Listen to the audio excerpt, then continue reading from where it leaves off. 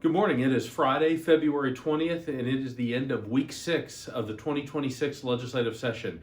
We have only just over 3 weeks to go in this year's session, and there were a lot of bills that had action this week that the West Virginia Chamber is closely engaged on. Among those first bills that I want to talk about is House Bill 4517, which was taken up in the House Health Committee on Tuesday and passed out.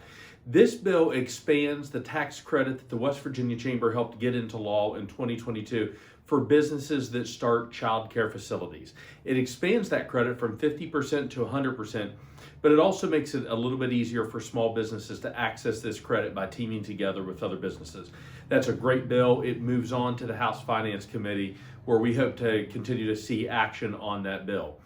The House Health Committee, that same meeting, took up House Bill 4067. Now, that bill is to guarantee that all child care workers, regardless of income, can get state subsidy for their children if they need access to those child care services. The House Health Committee advanced that bill, but also they lumped in 2 other bills with it. The first bill they lumped in was the enrollment bill, which basically would guarantee that West Virginia has to continue reimbursing child care providers based on enrollment rather than attendance. And it also rolled in a tri-share model bill. There's a tri-share pilot program in West Virginia right now. Several West Virginia Chamber members are enrolled in that program, but there is a tri-share bill rolled into that as well. So that is now, the bill is House Bill 4067, and it also has advanced to the House Finance Committee. Now, both the Senate and the House have taken up the budget this week. That's a bit earlier than normal. Senate Bill 250, which is the Senate's budget bill, passed the Senate Finance Committee this week, and it is actually on third reading today on the Senate floor. Now, this bill does do a 10% personal income tax cut, but it leaves a lot of other things out of the budget. And notably, it moves the Hope Scholarship from the front of the budget to the back of the budget. And the way the back of the budget works is that if there are supplemental revenues beyond what the budget calls for, then items within the back of the budget are funded basically from first to last in there. The Senate has basically said they do not think this version of the budget will continue, but they wanted to go ahead and move this forward and get the discussion rolling. Yesterday morning, the House Finance Committee took up House Bill 4027, which is its version of the budget. Notably, the House Finance version did not contain a personal income tax cut at all. So what is now going to happen is that both chambers are likely to pass their budgets, and then the negotiation will really start to see what items make in the budget, how much of a personal income tax cut that Governor Morrisey has been a strong proponent for, how much of that is actually included. And so there's going to be a lot of negotiating going forward over the next couple weeks in how the budget is finally going to look. Lastly, I just want to continue to put out a call of action to all of you, our members, regarding House Bill 4198, which is the E-Verify bill.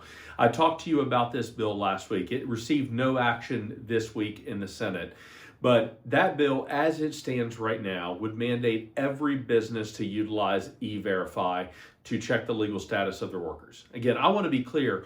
Many of our members are currently using E-Verify, and the program itself is fine. But when you mandate this bill, mandate you the use of E-Verify, as House Bill 4198 does, it sets up a lot of trip hazards for businesses, and especially small businesses. In this bill, there are $500 fines for each offense.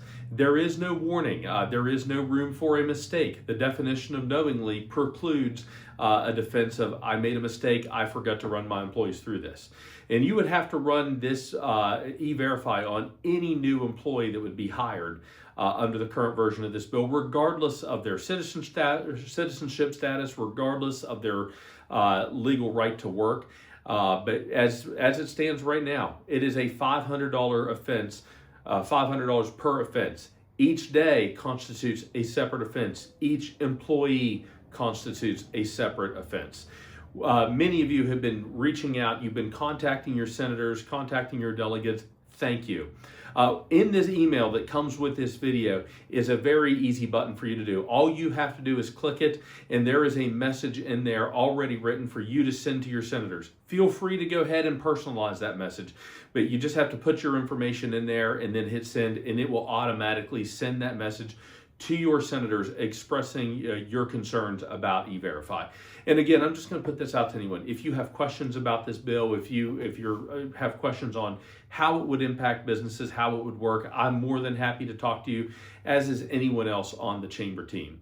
So again, I just want to thank you for everybody who is reaching out right now, who are contacting your senators and your delegates, letting them know the problems with this bill. I will go ahead and check back in with you next week. Again, pay attention to your inbox, because if we have different alerts coming up, we sometimes push things out to you throughout the week just to go ahead and make sure that you're staying up to speed on the latest happenings at the Capitol. Again, thank you for your continued support of the West Virginia Chamber of Commerce, and I look forward to checking back in with you next week.